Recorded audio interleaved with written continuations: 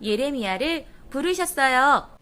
안녕하세요. 기동 스카이라이프 친구들, 그동안 잘 지냈나요? 오늘은 전도사님과 함께 예레미야서 1장을 읽어보려고 해요. 말씀을 읽으면서 하나님은 어떤 분이신지, 또 하나님은 우리에 대해서 어떻게 말씀하고 계시는지, 무엇을 원하고 계시는지 한번 깨닫는 시간, 또 생각해보는 시간 가지려고 합니다. 우리 하나님의 말씀을 읽기 전에 함께 기도함으로 시작할게요. 기도하겠습니다. 사랑해 주님 감사합니다. 오늘은 하나님의 말씀 예레미야서 1장을 함께 읽으려고 합니다. 우리 친구들과 함께하는 이 시간 허락해 주셔서 감사드려요. 성령 하나님께서 말씀을 깨닫는 지혜를 허락해 주셔서 하나님은 어떤 분이신지, 또 우리를 향한 하나님의 계획하심이 무엇인지 생각해보고, 또 묵상에는 귀한 시간 될 수 있도록 함께 해주세요. 예수님의 이름으로 감사하며 기도드립니다. 아멘. 예레미야서에 대해서 간단히 여러분에게 소개하려고 해요. 예레미야서는 누가 썼냐면 바로 예레미야 선지자가 쓴 책이에요. 이 예레미야는 선지자로서 하나님의 말씀을 듣고 그 말씀을 백성들에게 전하는 선지자의 역할을 했던 사람이에요. 그런데 이 예레미야는 별명이 하나가 있었어요. 여러분들 별명이 있는 친구들도 있는데 예레미야는 그 별명이 바로 눈물의 선지자였어요. 왜 눈물의 선지자였을까요? 예레미야가 살던 그 당시에는 많은 사람들이 하나님을 떠났어요. 그래서 하나님의 백성인데 불구하고 하나님의 말씀을 듣고 순종하기보다, 또 하나님을 예배하기보다 자신들이 만들어 놓은 우상, 그 우상에 더 믿고 또 따르고 섬기고 예배했던, 그래서 죄가 너무 많았던 시절이었어요. 그래서 하나님께서는 그 유다 백성의 죄가 너무 가득하여서 이제는 안 되겠다라고 이제는 심판을 결정하시고 예레미야에게 그 말씀을 전하고 계세요. 그래서 여러분, 우리가 기쁜 소식은 어때요? 막 웃으면서 막 이야기를 하잖아요. 좋은 소식이니까, 우리를 기쁘게 하는 소식이니까. 하지만 슬픈 소식을 전할 때는 우리가 웃으면서 전할 수가 없잖아요. 마찬가지로 이 예레미야도 하나님께서 그 심판의 내용, 여러분들이 하나님을 떠나 우상을 섬겼기 때문에 하나님께서 심판을 결정하셨습니다. 바벨론이라는 나라가 침범할 텐데 우리는 그 바벨론의 포로가 될 것입니다. 하지만 하나님께서는 다시 우리를 우리 땅으로 다시 보내주실 것인데, 여러분 그거에 대해서 회개하고 다시 하나님 백성대로 바르게 살기 원합니다 라고 전했던 선지자였어요. 하지만 백성들은 그 예레미야에게 전하고 있는 그 모든 내용을 무시하고 또 그것을 중요하게 생각하지 않았어요. 하나님에 대해서 다시 돌아올 생각을 하지 않았기 때문에 예레미야 선지자는 마음이 너무 아팠어요. 그래서 그 하나님의 말씀을 전할 때 그 마음이 무거워졌고 자기 백성들을 향한 아픔이 있었기 때문에 눈물을 많이 흘렸던 우리 선지자였기 때문에 우리는 눈물의 선지자라고 얘기를 한답니다.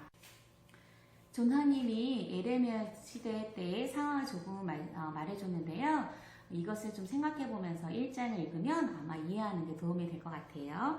자, 그러면 존도사님과 함께 1장 1절부터 읽어보도록 하겠습니다. 우리 친구도 화면에 나오는 성경 말씀을 함께 소리내며 읽으면 좋을 것 같아요. 여호와의 말씀이 예레미야에게 내리다. 이것은 베냐민 땅 아나돗에 살던 제사장 가문의 힐기야의 아들 예레미야가 한 말입니다. 아몬의 아들 요시야가 유다의 왕이 되어 13년째 다스리고 있을 때에 여호와께서 예레미야에게 말씀하셨습니다. 요시야의 아들 여호야김이 유다 왕이 되어 다스리던 때에도 여호와께서 그에게 말씀하셨고, 그 후 요시야의 아들 시드기야가 유다 왕이 되어 11년 동안 다스리고 있을 때에도 여호와께서 그에게 말씀하셨습니다. 여호와께서 나에게 말씀하셨다. 나는 너를 내 어미 뱃속에서 만들기 전부터 알았고 내가 태어나기도 전에 너를 거룩하게 구별하여 여러 나라에 보낼 예언자로 세웠다. 내가 대답하였다. 주 여호와여 보십시오. 저는 너무 어려서 말할 줄을 모릅니다. 그러나 여호와께서 나에게 말씀하셨다. 너는 아이 같다 라고 말하지 마라. 내가 너를 누구에게 보내든지 너는 가고 내게 무슨 말을 명하든지 그대로 전하여라. 그들을 두려워하지 마라. 내가 너와 함께하여 너를 구해주겠다. 그런 뒤에 여호와께서는 손을 뻗쳐 내 입에 대시고 말씀하셨다. 보아라, 이제 내 말을 내 입에 두겠다. 내가 오늘 너를 온 나라와 민족들 위에 세워 내가 그들을 뽑으며 허물며 멸망시키며 무너뜨리며 세우며 심게 하겠다. 여기까지 읽어봤는데요. 위 내용을 간단히 설명하자면 하나님께서 예레미야를 부르시고 계세요. 하나님께서 예레미야를 통해서 내가 모든 나라에 많은 나라에 너를 보낼 텐데 그곳에 가서 나의 말을 전하는 예언자로 너는 서게 될 거야 라고 했을 때 예레미야는 아니에요. 저는 너무 어려요. 저는 힘들어요 라고 고백을 하고 있어요.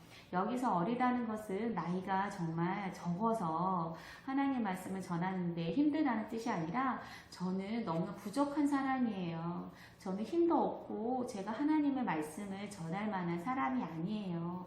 라고 고백하고 있는 거예요. 하지만 하나님께서는 거기서 그래 너는 부족해 라고 하지 않으시고 아니야 내가 너를 뱃속에서 만들기 전부터 너를 알았고 너를 구별해 세웠어. 넌 할 수 있어. 내 말을 내 입에 둘 거야. 라고 힘을 주시고 계세요.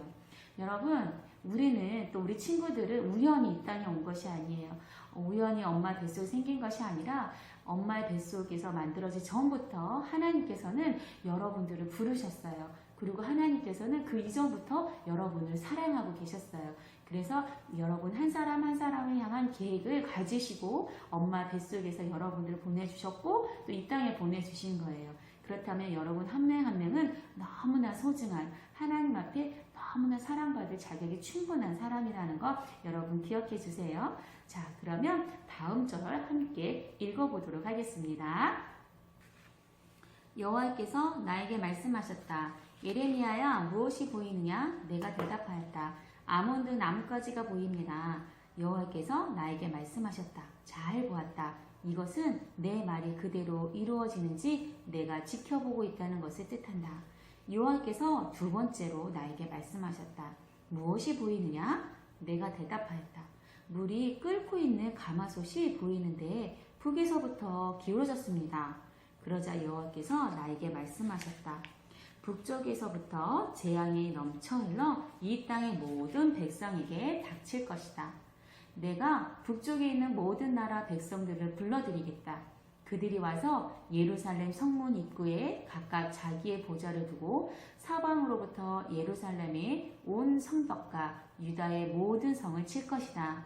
유다 사람들이 나를 저버리고 다른 신들에게 분향하며 자기 손으로 지은 우상을 섬기는 악한 짓을 했으므로 내가 그들을 심판하겠다.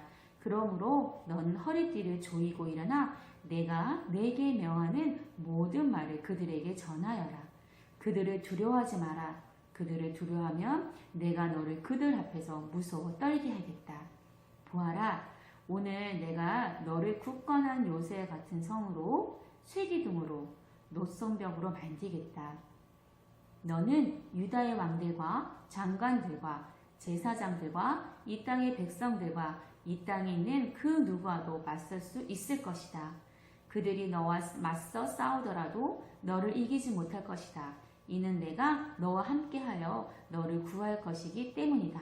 나 여호와의 말이다. 하나님께서는 두 가지의 환상을 보여주셨어요.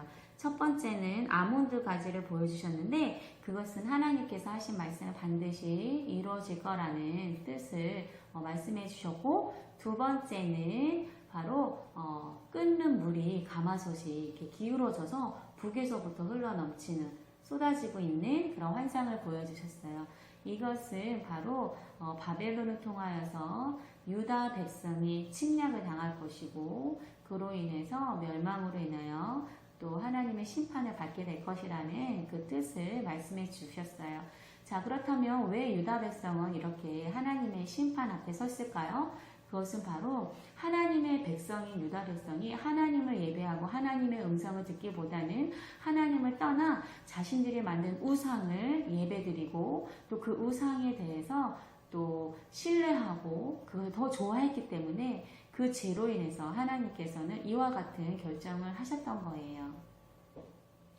여러분, 전도사님과 예레미야서 1장 함께 읽어봤는데요. 어때요? 말씀이 좀 어려웠나요? 아니면 좀 도움이 됐나요? 자, 오늘 여기서 끝나는 게 아니라 여기서 이제는 우리가 한번 생각해 볼 게 있어요. 뭐냐면 이 예레미야서 1장을 통해서 나타난 하나님은 어떤 분이실까라고 생각해 봤으면 좋겠어요. 전도사님은 나를 부르신 하나님이라고 찾았어요. 여러분 또한 말씀을 읽으면서 하나님은 이런 분이신 것 같아 라고 생각한 점이 있다면 여러분 그것을 한번 이야기하는 시간을 가졌으면 좋겠습니다. 전도사님은 또 하나 찾았어요. 하나님은 우상을 싫어하신다. 우상을 싫어하시는 하나님이라고 찾았어요. 물론 지금 이 시간에 우리 전도사님과 함께 성경책 읽은 친구들은 다른 종교나 다른 신을 믿진 않아요. 하지만 우리 안에 하나님보다 더 좋아하는 것, 하나님보다 더 많이 생각하는 것, 그런 것이 있다면 그것이 바로 우상이 될 수가 있어요. 예를 들어서 하나님보다 하루 종일 게임 생각에 예배 드릴 때도 게임 생각이 나. 예배 끝나고 빨리 달려가서 빨리 이 게임 해야지. 숙제 끝나고 나서도 빨리 이거 해야지. 오늘 가서도 빨리 게임 해야지. 이런 것도 하나의 우상이 될 수 있어요. 또 여러분 좋아하는 유튜브의 영상을 보는 것, 그리고 하루 종일 그 영상으로 인해서 빨리 보고 싶다, 더 보고 싶다 하는 것들, 그런 것들도 하나의 우상이 될 수 있다는 거예요. 그래서 전도사님도 하나님 말고 더 사랑하는 것, 더 깊이 생각하는 것이 무엇이 있을까라고 생각하는 시간이 되었던 것 같아요. 여러분도 함께 생각해보는 시간, 그리고 그 생각을 댓글로 같이 나눠줬으면 좋겠어요. 그러면 친구들도 함께 읽으면서 그렇구나 함께 그 공감하는 시간이 됐으면 좋겠네요. 자, 그러면 오늘 예레미야서 1장에 대한 전도사님과 함께하는 시간은 이걸로 마치고요. 이제 기도하고 우리가 다음 시간에 또 만나도록 할게요. 우리 함께 기도하겠습니다. 사랑해 주님 감사합니다. 오늘 예레미야서 1장을 읽었습니다. 하나님께서는 우리 모든 친구들을 한 사람 한 사람 이름을 불러가며 부르셨고 또 우리가 엄마 뱃속에 있기 전부터 하나님은 우리를 사랑하시고 또 구별했던 것을 말씀을 통해서 깨달았어요. 또 하나님을 싫어하는 것은 바로 우상 숭배라는 것도 함께 알게 됐습니다. 지금은 우리가 다른 것에 예배하진 않지만 우리 마음속에 하나님보다 더 깊이 생각하는 것, 더 좋아하는 것들이 많이 있어요. 그것을 하나님께서 기억나게 해주시고 깨닫게 해주셔서 우리가 그것보다 더 하나님의 말씀을 사랑하고 하나님 말씀대로 살아가는 그런 순종의 자녀들, 또 하나님의 기쁨의 자녀들이 되어질 수 있도록 함께 해주세요. 이 시간 참여한 또 함께 읽은 모든 친구들 하루하루 기쁨과 감사가 넘치도록 하나님께서 함께 해주실 것을 믿사오며 우리를 죄와 사망에서 구원해 주신 예수 그리스도의 이름으로 감사하며 기도드립니다. 아멘. 자, 우리 친구들 다음에 또 함께 만나서 성경책 읽는 시간을 갖도록 해요. 댓글 잊지 마세요. 그럼 기동 스카이 친구들 안녕.